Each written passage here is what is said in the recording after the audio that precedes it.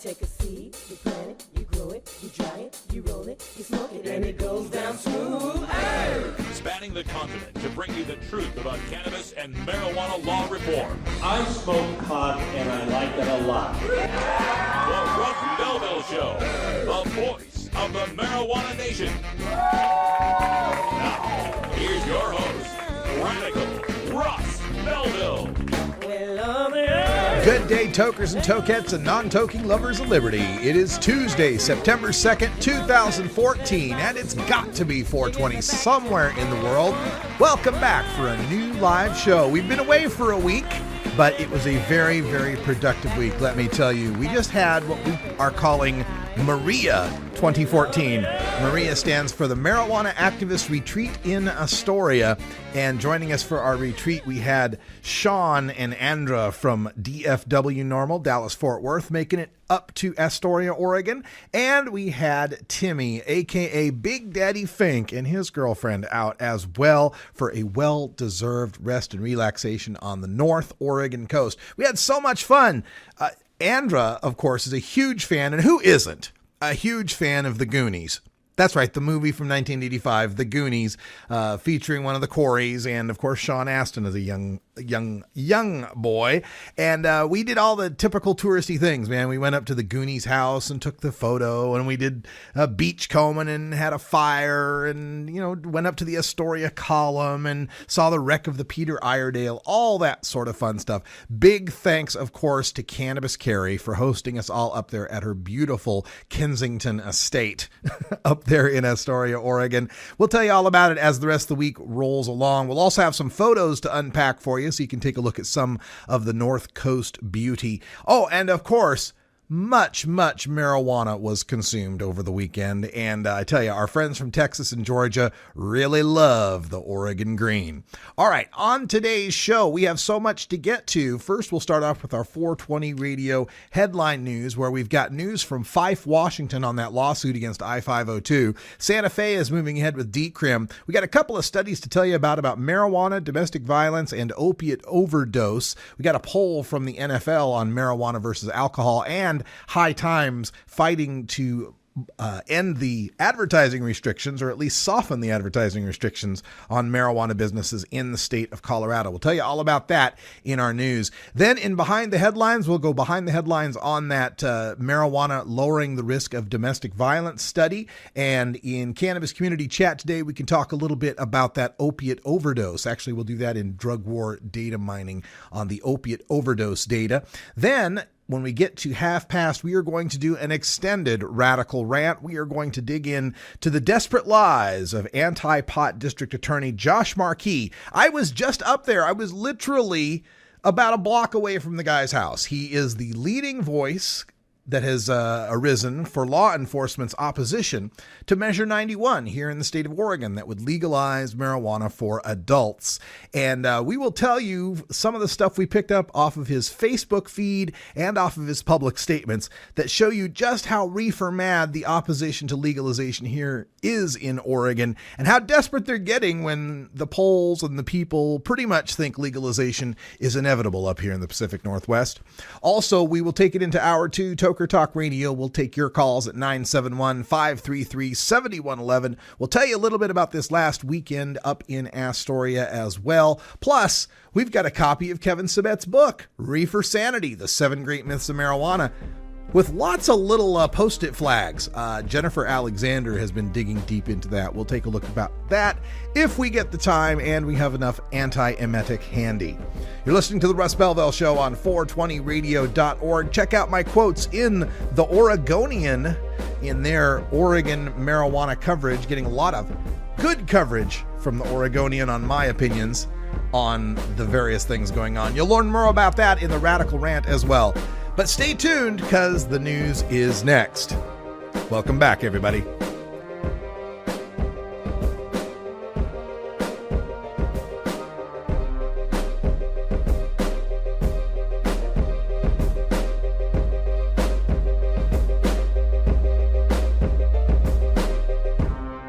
You're tuned into the Russ Belville Show, the voice of the marijuana nation. 420 Radio, your ticket to the High Times Cannabis Cups. Join us for the International Cannabis Business Conference September 13th and 14th in the Portland Ballroom at the Oregon Convention Center.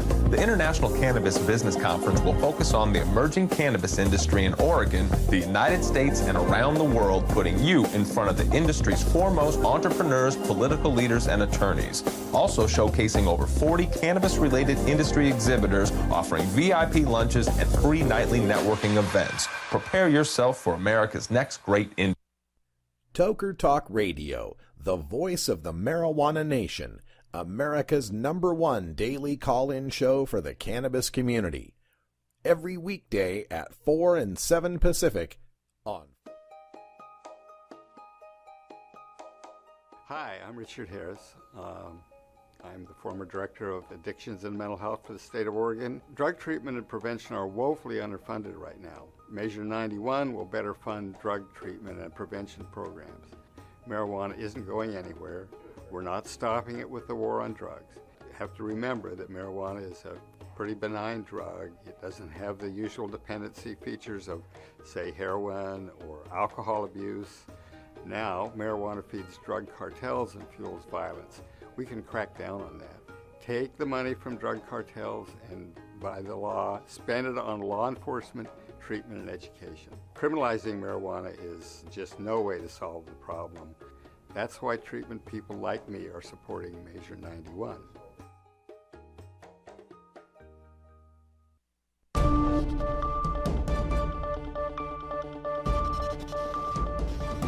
It's time for the 420 Radio News, covering the latest headlines in consumer cannabis, medical marijuana, and industrial hemp. Transcripts of 420 Radio News are available daily on our website at 420radio.org. Now, here's Russ Belville with your marijuana headlines in 4 minutes and 20 seconds. This is your 420 Radio News for Tuesday, September 2nd, 2014. Can Washington cities ban pot businesses? A judge in Fife, Washington says yes. This from The Cannabist. A state judge said Friday that a small city can continue to ban state-licensed marijuana businesses in a case with big implications for Washington's experiment in legal pot. Pierce County Superior Court Judge Ronald Culpepper issued the ruling after extensive arguments over whether Initiative 502, the voter-approved state law that legalizes adult recreational use of marijuana, left any room for such local bans. The case concerned a ban in the Tacoma suburb of Fife. Would-be pot proprietor Ted Weatherby sued, saying he was entitled to do business, but the city wasn't letting him. Culpepper disagreed. Quote, Fife's ordinance is not preempted by I-502 or other state law, end quote, he said in an oral ruling. Weatherby said he would eventually appeal. Santa Fe City Council votes to decriminalize marijuana from hightimes.com. The Santa Fe City Council has voted to decriminalize possession of small amounts of marijuana. City officials said in a news release that the council voted 5-4 last Wednesday night to approve the pot ordinance. The measure makes possession of an ounce or less of marijuana a civil infraction punishable by a fine of no more than $25. It had been a criminal misdemeanor. Activists had submitted enough valid voter signatures to force a public vote on the matter. The Santa Fe New Mexican reported that with approval, the council hoped to avoid the costs of a vote and the uncertainty of the question even making the November ballot. The newspaper says the vote makes Santa Fe the first city in the state to decriminalize pot. Marijuana lowers risk of domestic violence from hightimes.com. The use of alcohol significantly increases one's likelihood of becoming either a perpetrator of or a victim of a violent act, including acts of intimate partner violence. As for cannabis use, that's a different story. In fact, according to a just published study in the journal Psychology and Addictive Behaviors, couples who use pot are particularly unlikely to engage in intimate partner violence. Investigators concluded, quote, these findings suggest there may be an overall inverse association between marijuana use and intimate partner violence perpetration in newly married couples, end quote. Legal marijuana states possess lower rates of opiate overdoses from hightimes.com. The enactment of medical marijuana laws are associated with significantly lower state-level opioid overdose mortality rates, according to data published online by the Journal of the American Medical Association. A team of investigators from University of Pennsylvania, Albert Einstein College of Medicine in New York City, and the Johns Hopkins Bloomberg School of Public Health in Baltimore conducted a time series analysis of medical cannabis laws and state-level death certificate data in the United States from 1999 to 2010, a period during which 13 states instituted laws allowing for cannabis therapy. Researchers reported, quote, states with medical cannabis laws had a 24.8% lower mean annual opioid overdose mortality rate compared with states without medical cannabis laws, end quote. NFL Nation Confidential players agree with President Obama pot is not as dangerous as alcohol, from ESPN. As part of a survey of 100-plus players conducted by ESPN.com's NFL Nation, 75% of the 82 players who answered said they agree with Obama's statement, which he made during an interview in January with The New Yorker. The NFL's discipline policy on marijuana has come under fire this year after Baltimore Ravens running back Ray Rice received only a 2-game suspension after being arrested for domestic violence. High Times challenges Colorado's restrictions on pot-related speech, from Reason.com. High Times is seeking to overturn Colorado's onerous restrictions on marijuana advertising, which ostensibly are aimed at protecting impressionable children, but probably have more to do with protecting disapproving adults. The Marijuana Enforcement Division has prohibited advertising that is visible to members of the public from any street, sidewalk, park, or other public place. This has been your 420 Radio News for Tuesday, September 2nd, 2014. 420 Radio, turning red states and blue states green. The International Cannabis Business Conference takes place September 13th and 14th at the Portland Ballroom in the Oregon Convention Center in Portland, Oregon. Featured speakers include Oregon Senator Floyd Przansky, U.S. Congressman Earl Blumenauer, Daily Dish blogger Andrew Sullivan, author Doug Fine, and Harborside CEO Steve D'Angelo. To learn more, visit our website at International. As part of your organization, Dan, you are essentially targeting 10 or so states for legalizing recreational marijuana: Rhode Island, Vermont, New Hampshire, Hawaii. What's your sense of why those states could be ripe for legalization? Well, the states that you mentioned are most likely to do this legislatively. They don't have a ballot initiative process there like we do in Colorado and Washington, where ballot initiatives were recently passed, and like we do in Maine, California, Arizona, Nevada, and some other states where we expect in 2016 or maybe even sooner initiatives will pass to tax and regulate marijuana.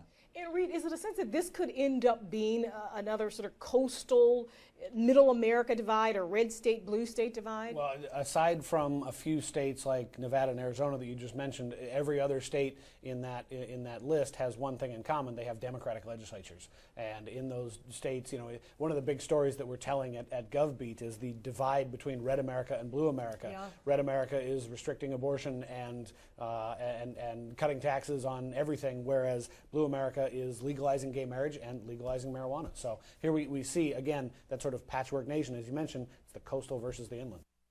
I don't use marijuana, but as a teacher of 36 years, I can tell you lots of other people use it. I don't believe in prohibition.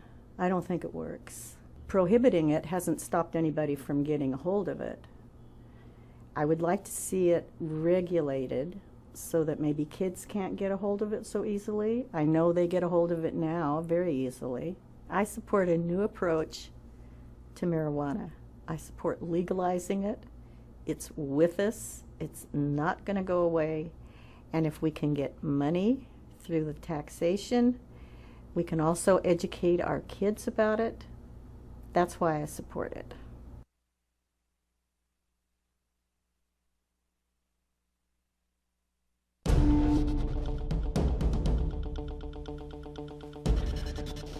Welcome back, everybody. Time for us to go behind the headlines. And in the 420 headline news today, we gave you that study on marijuana lowering the risk of domestic violence. And this is something that comes to mind as the NFL is still reeling from, first, its 2-game suspension of Ray Rice for knocking out his then fiancée and dragging her by the hair through the hotel lobby. He got 2 games for that. But now we've got another football player whose name escapes me right at the moment, who's just been arrested on felony domestic assault charges for allegedly punching his 10-week pregnant wife. Right. So now this is supposedly going to test the NFL's new policy, which is 6-game suspension for a first-time domestic violence. Now, unfortunately for the NFL, this comes at the same time that Josh Gordon, the leading receiver in the NFL last year, who, by the way, led the league having only played 14 games because he had to sit out 2 games because of pot. Right. So in 14 games, he beat all the rest of the wide receivers in 16. He had his sentence, his punishment upheld by an arbitrator. So he has to sit out the entire season. So here's a guy sitting out the entire season for weed, while the latest domestic abuser who allegedly hit his pregnant lady, wife, fiance, I'm not sure. He may get 6 games under the new suspension policy. This reminds me a little bit of when Barack Obama fixed, supposedly, or addressed the crack cocaine disparity. You know about this one? This is where if you have 5 grams of crack, you were eligible for the same sentencing, the same mandatory minimum as someone who has 500 grams of powder cocaine. Now, chemically speaking and pharmacologically speaking, there's no difference, right? Crack cocaine, powder cocaine, both can get you addicted, both make you feel good. The difference, of course, is crack cocaine is sold in small amounts in the inner cities. Powder cocaine is more expensive and is used in the suburbs. It's a black and white issue. So as activists like me have been pointing out this 100-to-1 disparity, you can have 100 times more white cocaine than you can have black cocaine, right?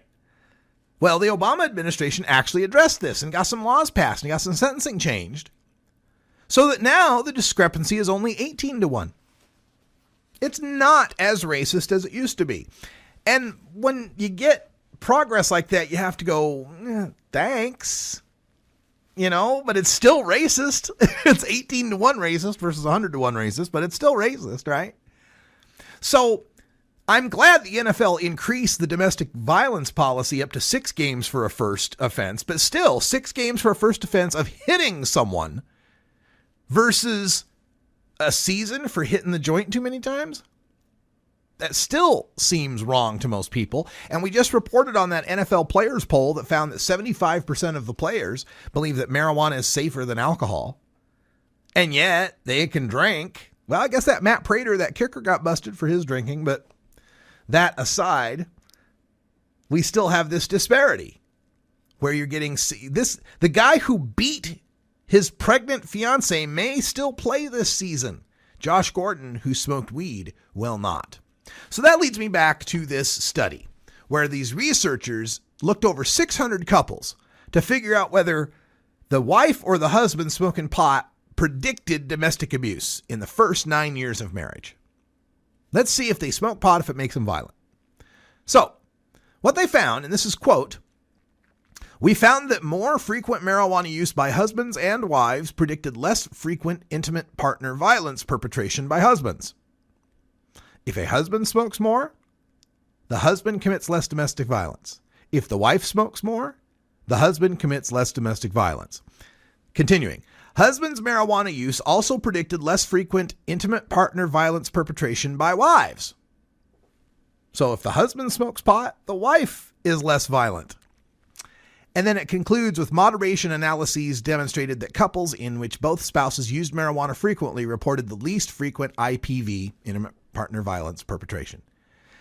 Couples in which both spouses used marijuana frequently had the least amount of domestic violence.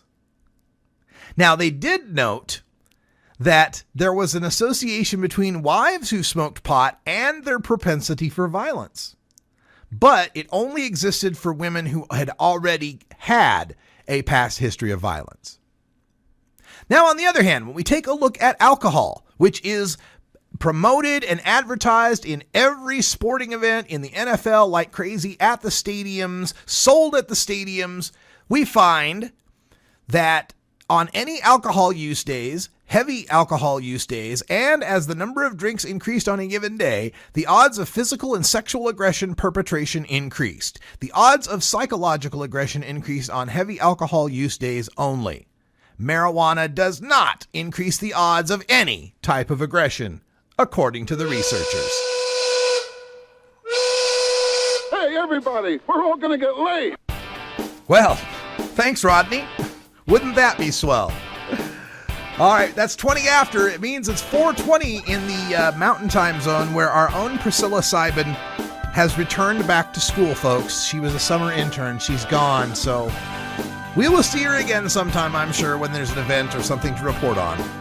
Stay tuned. Drug War Data Mining is next on opiate overdose rates in medical marijuana states.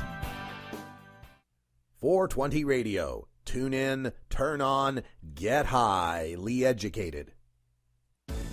At Herbie's Cannabis Seeds, we pride ourselves on bringing you the best quality seeds from the world's most respected cannabis seed producers, all at the lowest online prices. You can find Herbie's Seeds at herbiesheadshop.com. All cannabis seeds are sold as souvenirs and as a means of preserving cannabis genetics. Herbie's Seeds in no way intends to condone, promote, or incite the use of illegal or controlled substances. We strongly urge all prospective customers to check their national laws prior to placing an order. Herbie's Seeds at herbiesheadshop.com. Proud sponsors of the Russ Belville Show and 420 Radio. Weeducated Talk Radio with Ruby Lexington, Nikki Fox, Steve the Caregiver, and Jeff Kaufman from Arizona, replaying Mondays at 10 Pacific on 420radio.org. Are you a hypocrite? If you live a closeted cannabis lifestyle, you are. Read about 7 people living a closeted cannabis lifestyle who are on the verge of coming out in The Hypocrites by Mara K. Eaton. Available at areyouahypocrite.net. You can purchase the book on Amazon and Barnes & Noble, also available on iTunes. Check out Mara K. Eaton on Facebook as well. Learn more at areyouahypocrite.net.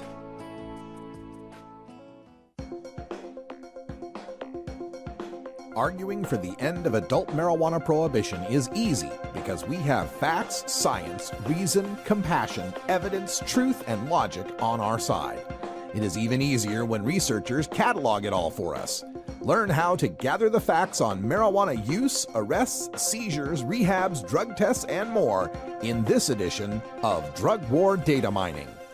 Welcome back, everyone. 22 after the hour. And when it comes to drug war data mining, there's one name you need to know. And if you haven't read his work and followed up with him at normal.org, you are doing yourself a disservice as a marijuana activist. That's Paul Armentano, the deputy director of NORML, who is a senior policy analyst at NORML and has written more on marijuana studies, science, and polling than probably anybody else on the planet. His latest piece is up on hightimes.com, and it's entitled Legal Marijuana States Possess Lower Rates of Opiate Overdoses, opiate ODs. Now, this is a serious problem that we've got in America today.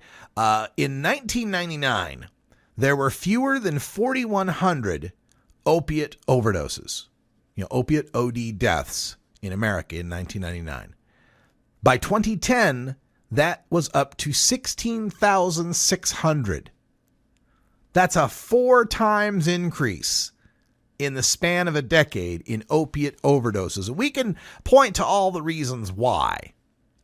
We can point to how drug testing pushes people toward harder drugs. And we can point to how people get hooked on OxyContin and Vicodin and Percocet and all of these synthetic opioids that the production of which has gone up 1,600% since the 1990s. 16 times the amount of production. With the express explanation that the reason why the production has gone up so much is so that after all of the illegitimate parties get theirs, the legitimate patients will still have enough to get theirs. You see, that's why they're producing so much OxyContin and Percocet and Vicodin. It's to make sure that everybody who wants to get hooked on the opioids get hooked on it. And we're supposed to be surprised by there being a 4 times increase in the number of opiate overdoses. Well, a team of investigators out there at University of Pennsylvania in New York City Albert Einstein College of Medicine in New York City, and then Johns Hopkins in Baltimore analyzed opiate overdose death rates from 1999 to 2010. And of course, from 1999 to 2010, you've got 13 states that have passed medical marijuana laws. And this is what they report. Quote, states with medical cannabis laws had a 24.8% lower mean annual opioid overdose mortality rate compared with states without medical cannabis laws. Folks, that's 25% lower per year when a state adopts medical marijuana. Specifically, overdose deaths from opioids decreased by an average of 20% 1 year after the law, 25% after 2 years, and up to 33% by years 5 and 6. 1 out of 5 people who dies from an opiate overdose could be saved in the first year of a medical cannabis law. 1 out of 4 people who die of an opiate overdose could be saved within 2 years. 1 out of 3 people who die could be saved by the 5th and 6th year. They concluded, quote, in an analysis of death certificate data from 1999 to 2010, we found that states with medical cannabis laws had lower mean opioid analgesic overdose mortality rates compared with states without such laws. This finding persisted when excluding intentional overdose deaths, suicide, suggesting that medical cannabis laws are associated with lower opioid analgesic overdose mortality among individuals using opioid analgesics for medical indications. Similarly, the association between medical cannabis laws and lower opioid analgesic overdose mortality rates persisted when including all deaths related to heroin, even if no opioid analgesic was present, indicating that lower rates of opioid analgesic overdose mortality were not offset by higher rates of heroin overdose mortality. Although the exact mechanism is unclear, our results suggest a link between medical cannabis laws and lower opioid analgesic overdose mortality. By the way, when they say opioid analgesic overdose mortality, they are talking about overdosing on pills, Percocet, Vicodin, OxyContin, those kind of pills. Less overdose from those pills because when you're using medical cannabis, you don't need as much of those pills. You can get by with less of them. We have seen this in the Berkeley Patients Group study.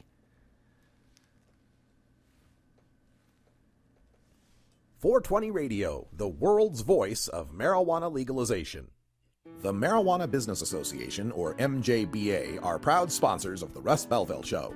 It is the mission of the MJBA to establish integrity and legitimacy, create common market standards, provide market intelligence, and develop best ethical business practices for participants in the emerging legal marijuana industry, including commercial hemp, medical marijuana, and recreational marijuana for adults. Learn more about the Marijuana Business Association and visit mjba.net to join today. That's mjba.net. NORMAL stands for Responsible Adult Cannabis Use. If cannabis use is causing problems in your life, consider taking a break or seeking medical assistance. Consider ceasing cannabis use if you have a family history of mental illness. Don't drive or operate heavy machinery while impaired by cannabis use. Cannabis use is not without risks, even though the risks may be far less than those posed by legal drugs. The law offices of Omar Figueroa would like to remind you to stand up for your rights. If you are detained or arrested, treat law enforcement with respect and stand up for your rights by repeating, I respectfully invoke all of my legal and constitutional rights. I do not consent to any search and seizure. I want to remain silent, and I want to speak with my attorney. Please contact the law offices of Omar Figueroa at 415-489-0420 or 707-829-0215 or on the web at omarfigueroa.com. Can't handle the truth. Entirely legitimate topic for debate. You have offended my family. Hey, this is great, man. And you have offended a Shaolin temple. One major responsibility is to encourage people to use less drugs. I know nothing. I support a change in law to end federal criminal penalties for possession of up to 1 ounce of marijuana. We don't need no stinking budget. Homosexuality, immorality in general. How in the century you have blurred the meaning of the words we the people. Be warned, this is not your mother's marijuana. You could ask yourself a question. Do I feel lucky? Well, do you, punk? I want to ask you a bunch of questions. I want to have them answered immediately. Surely you can't be serious. I am serious. And don't call me Shirley. Radical Rant. Welcome back, everybody. Half past the hour, and as I've mentioned, I've just returned from Astoria, Oregon, which is in beautiful Clatsop County, the very northwestern tip of Oregon, and it's also known by many as the home of the Goonies. If you're into the Goonies movie, that's where it was filmed, as well as Kindergarten Cop and a whole bunch of other films. Had some guests up there as part of our Maria activism gathering, marijuana activist retreat in Astoria, and it was just a beautiful time for a couple of Texans and a couple of Georgians to come up and experience the beauty of Oregon. But while we were there, we were in the home county of Clatsop County District Attorney Josh Marquis. Now, you got to have some sympathy for the guy. I mean, he's a decent guy, and apparently he's been a good district attorney for Clatsop County. But, unfortunately for him, he has emerged as the leading voice for law enforcement as their opposition against Measure 91. That's the initiative here in Oregon to legalize marijuana. Now, that's a tough position to be in when this state is generally expected to pass legalization, and 1 in 9 adult Oregonians smoke marijuana monthly. Now, since legalization is such a popular idea, it's up to Josh Marquis to sow the seeds of doubt, confusion, and fear, so voters will stick with the status quo of prohibition. But sadly, he's so blinded by his mission that he's abandoned a principle that a law enforcement official should always abide by: the truth. In his latest rant against Measure 91, he says that it contains an Easter egg that nobody is talking about. Now, for you older listeners out there, an Easter egg is a term that's used in gaming and computer programming, and it refers to a secret feature, a secret room, or a secret, weapon or something that can be unlocked through some sort of secret code or pattern or whatever. An Easter egg, something you weren't expecting, a surprise that's hidden from the user. So he's saying that Measure 91 contains this Easter egg, and on his personal Facebook page, Marquis writes, quote, "One Easter egg not mentioned is that Measure 91 takes away any criminal penalties for smuggling any amount of weed into a jail or youth prison," end quote. Wow! Legalizing marijuana under Measure 91 means you can smuggle a pound of weed into prison with impunity? Why would legalizers put such a devastatingly awful provision in an initiative? What good would anyone ascribe to allowing prisoners mass quantities of weed? Fewer fights? Yeah, probably. Better appreciation of the chow, perhaps. Totally awesome rounds of hacky sack in the yard? Well, look, folks, what Marquis is referring to is Section 55 in Measure 91. Let me read to you Section 55. Possession of marijuana in correctional facility prohibited. It is unlawful for any person to possess or engage in the use of marijuana items in a correctional facility or in a youth correctional facility. A violation of this subsection is a Class B violation. Well, if you read that, it sure looks like he's right. A mere ticket for possessing or using marijuana in a prison is exactly what Section 55 of Measure 91 proposes. Except for one little detail. Measure 91 doesn't repeal any existing laws regarding contraband in prisons. Specifically, Oregon Revised Statute 162.185, which reads, quote, "Supplying contraband.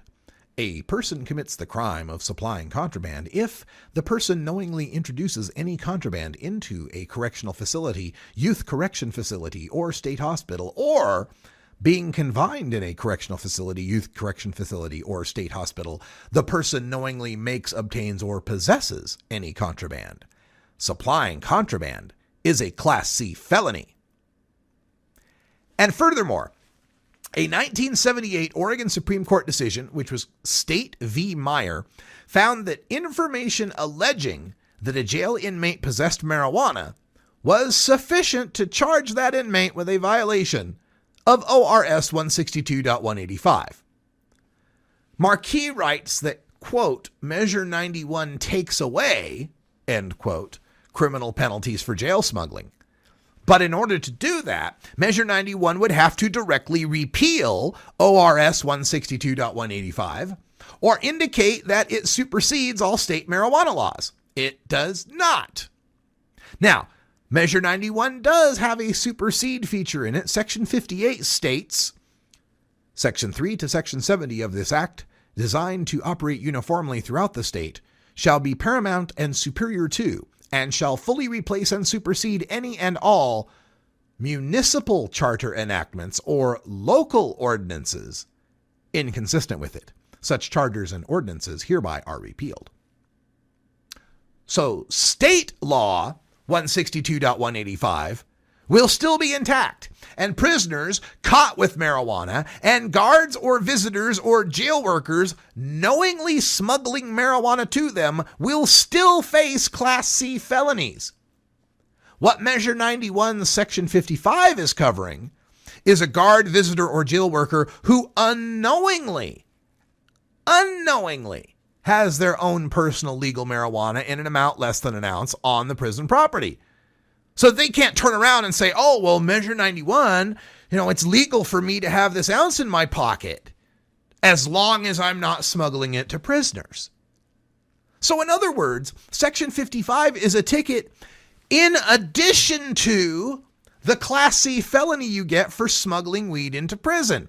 Now, I'm just a high school graduate. I don't have a law degree, and I figured this out. You'd think a sitting district attorney could see this if he wanted to, but that's not his game. His game here is to confuse and frighten people and to say, oh, Measure 91 makes it legal to smuggle weed into prison. And then when someone looks up Measure 91 Section 55, they go, oh my God, it does. It says that you can, if you bring it into prison, it's just a ticket. And he knows damn well that people aren't going to stop and think, well, wait a minute. Is there already a law against smuggling weed into prison? And this isn't repealing that law? People don't think that deep on this stuff. That's why I'm here, to dig deep into this stuff and to tell you that Josh Marquis is lying to you, lying by omission, purposefully trying to confuse the issue around Section 55. But that's not the only place where he's trying to sow the seeds of doubt. He's got this another part. This is also on his personal Facebook page, where he claims that Measure 91 legalizing marijuana won't provide any tax revenues to local law enforcement. Here it is, quote, Section 44 is a spaghetti-like maze of divvying up what is likely to be very little net revenue. In order to compete with the black market, Measure 91 keeps taxes much lower than Washington or Colorado, $35 an ounce for bud.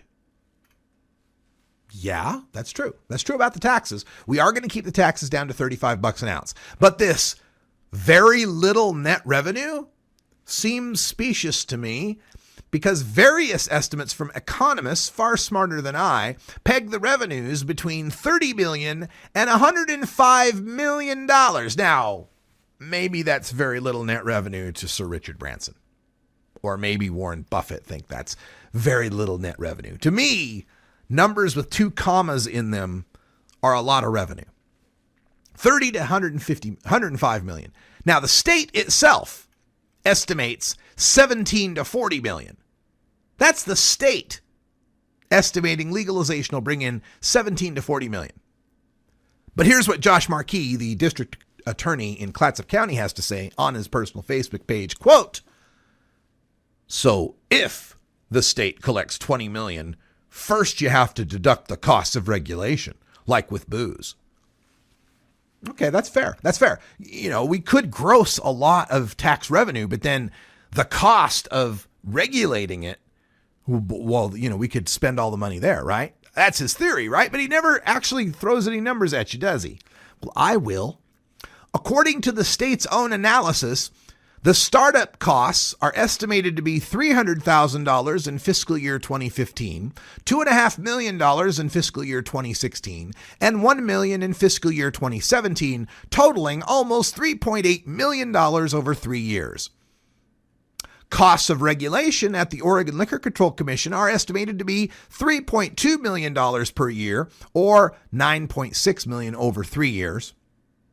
So, if we go back to Josh Marquis' if the state collects $20 million a year, well, $20 million a year, that's $60 million over 3 years, minus the $3.8 million in startup costs and the $9.6 million in regulatory costs, and that's leaving us a net revenue of $46.6 million over 3 fiscal years, or about $15.5 million a year net, or what Josh Marquis calls, quote, very little net revenue, end quote.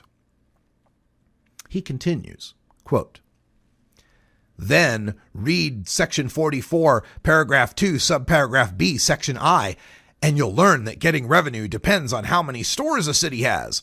Fewer stores, less money.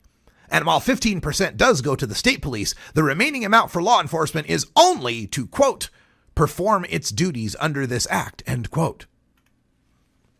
Well, yeah, that's true. 10% goes to the cities and 10% goes to the counties in proportion to the number of marijuana licensees operating in the city or county.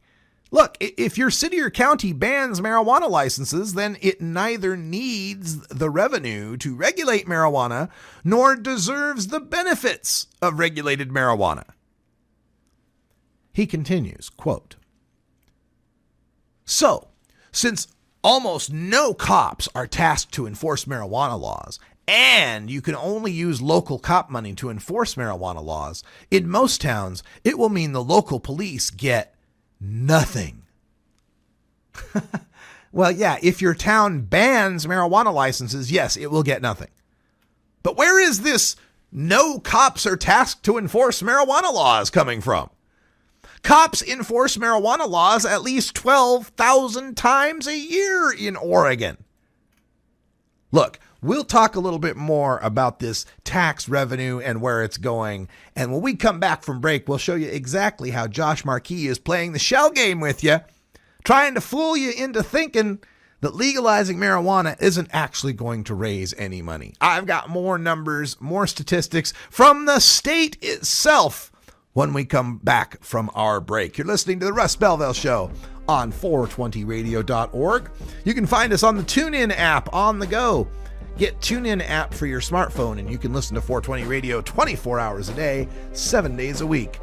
We are the home of marijuana legalization talk radio. There's always something on 420 Radio. We're back with the continuation of this rant after this.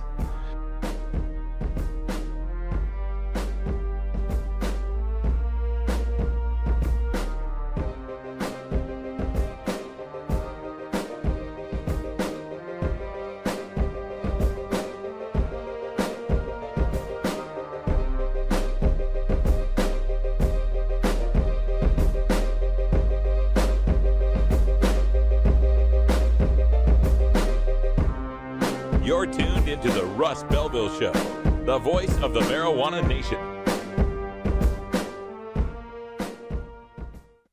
You can get 420 Radio on the go with our Shoutcast stream for all internet-enabled media players. Go to rad-r.us/420shout or just click the Shoutcast icon below the live radio feed at 420radio.org.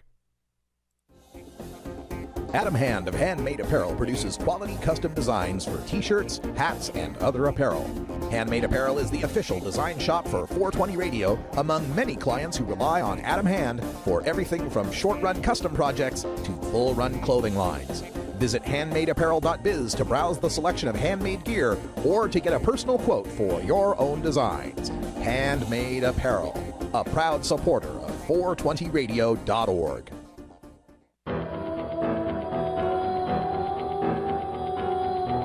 In the interest of fair and balanced journalism, the Russ Belville Show presents the anti-drug public service announcement of the day.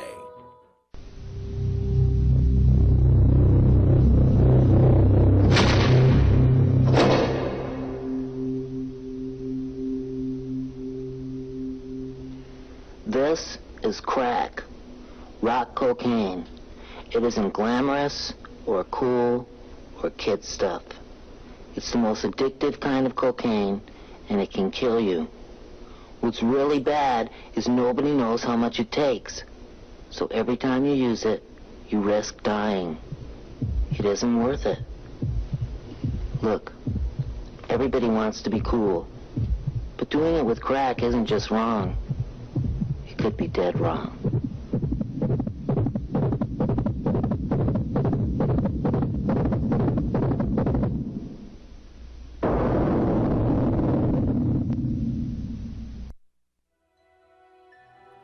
This has been the anti-drug public service announcement of the day.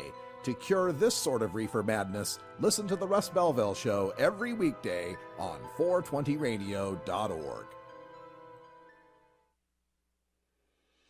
New Approach Oregon is a coalition of Oregon citizens who believe that treating marijuana use as a crime has failed, costing taxpayers millions in law enforcement resources.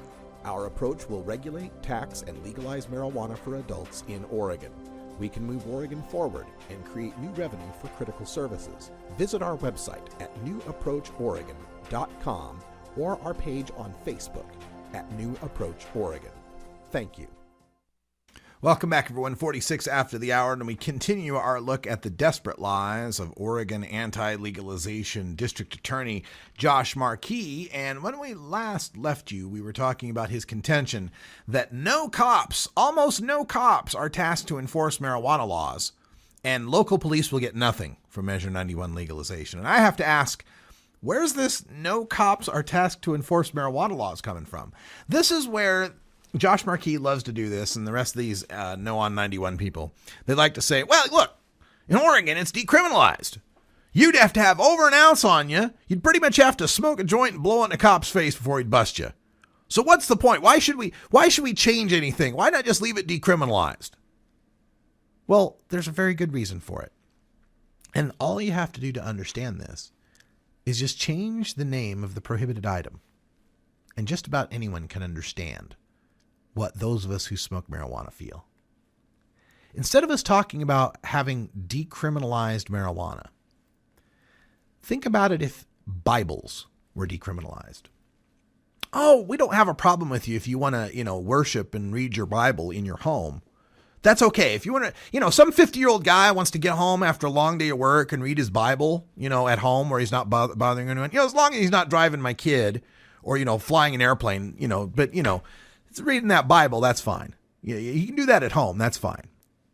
But, there's nowhere, he's not allowed to buy a Bible anywhere. You can't buy Bibles. We can't have any Bible stores that sell Bibles.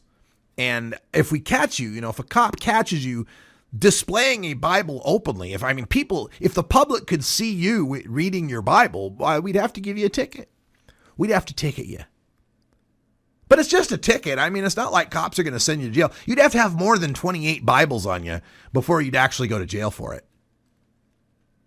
I know this sounds ridiculous as I say it. Even as I say it, it's hard to form the sentences because it sounds so ridiculous and offensive, doesn't it? Now, I can hear some of the counter arguments would be, well, Russ, religion and smoking pot's not the same thing. How come? Why? Why are they not the same thing? Explain that to me. Well, religion, we have constitutionally protected right to religion, but smoking pot's something you choose to do. But religion's something you choose to do. Yeah, but religions have, have heroes and religions have worship and religions have songs and religions have traditions and ceremonies. And yeah, sounds like most of the pot smokers I know. Hell, we even got the funny hats. So I've never understood why we don't attack this as a civil rights issue. I've heard people say, you don't have a civil right to smoke pot. The hell, I don't have a civil right to smoke pot. If a woman's got a civil right to choose what she does with her uterus, I sure as hell have the civil right to choose what I do with my brain and lungs. Or is that too politically incorrect of me to say so? Hell yeah, we've got a civil right to smoke pot. It's in the 9th Amendment.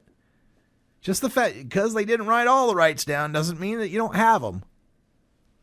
So yeah, this is where Josh Marquis and these guys like to get off with the, well, it's only a ticket. You know, Oregon's already decram, and by gosh, medical marijuana, you can have 1.5 pounds. What's the problem with it? The problem is that you are patronizing and condescending to adults, presuming to take upon yourself the right to be able to determine in which way they pursue their leisure activities.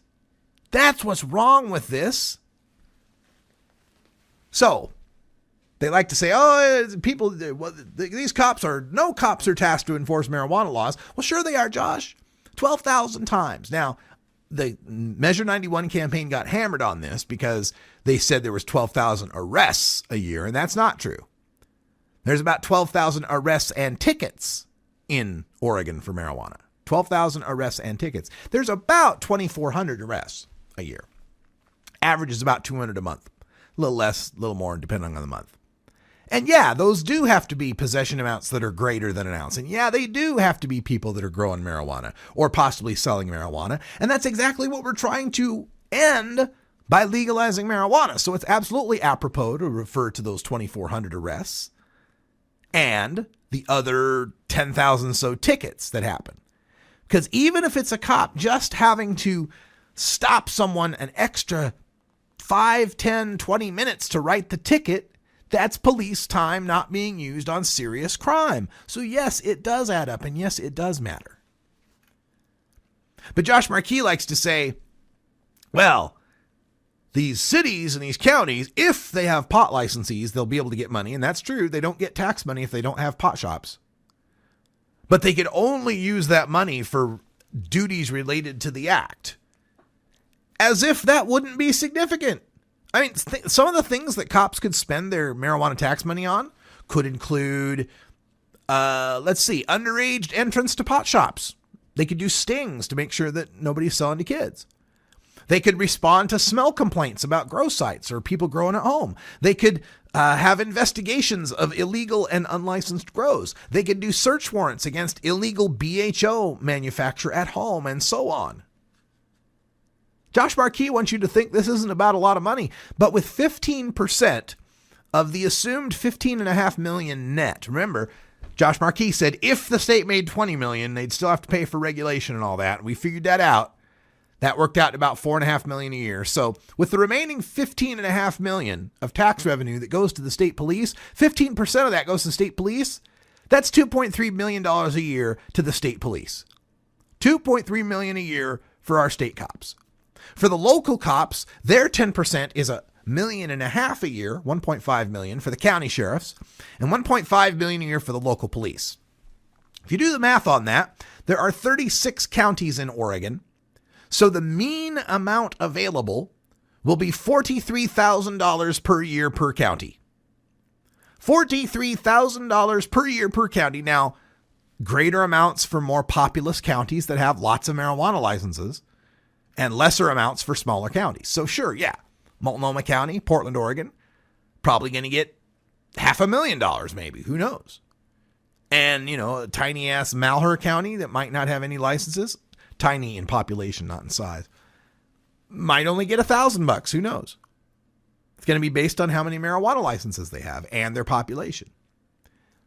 And of course, if one of these counties does vote to ban marijuana licenses, then the 10% only has to be divided among 35 counties. The more counties that ban the licenses, the better all the other counties that have licenses will do. So sure, go ahead, Washington County, be all conservative and ban marijuana businesses, because that just means more money for Multnomah County next door. You can do similar math with the number of cities. There's 242 incorporated cities in Oregon, so the mean amount available per city would be $6,400 a year. More for big cities with lots of licenses, less for small towns. And again, if any city bans licensees, that just means more money in the pot for all the other cities. So even with Josh Marquis' assumption of $20 million a year in marijuana revenues, an average Oregon county could make $43,000 a year, and an average Oregon city could make $6,400 a year. If we go with the state estimate said it could be up to $40 million a year, so we could double that. Or, as Josh Marquis puts it, if we tax and regulate marijuana and give 35% of the proceeds to law enforcement, quote, police get nothing, end quote. And of course, another bit of desperate lie from Josh Marquis is stone mayhem on the freeways, folks. SMOF. That's right. Josh Marquis got SMOF rearing its ugly head. It's the go-to scare tactic. SMOF and WOTC. What about the children?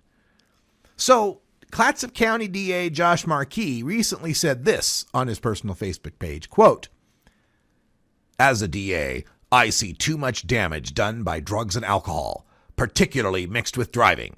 In Clatsop County, there are only 2 trained drug recognition expert cops and no real test that scientifically shows impairment by pot.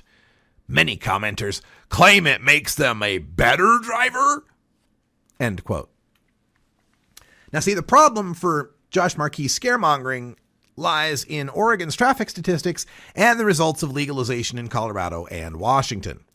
The fact is, Oregon's roads have never been safer, and crashes and fatalities in Colorado and Washington are lower than the national average and not increasing due to the legalization there.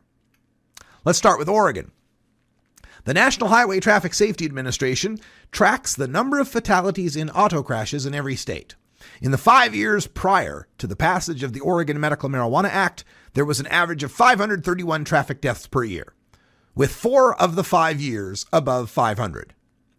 In 1999, the year the act went into effect, there were 414 fatalities, and the average over the next 5 years was 460. 2003 was the only year where there were more than 500 fatalities since medical marijuana has existed in Oregon. Now, that doesn't mean that marijuana made traffic safer. Although, you could argue that people substituting marijuana for alcohol are certainly safer drivers. Marijuana is among the lowest risk factors for accident.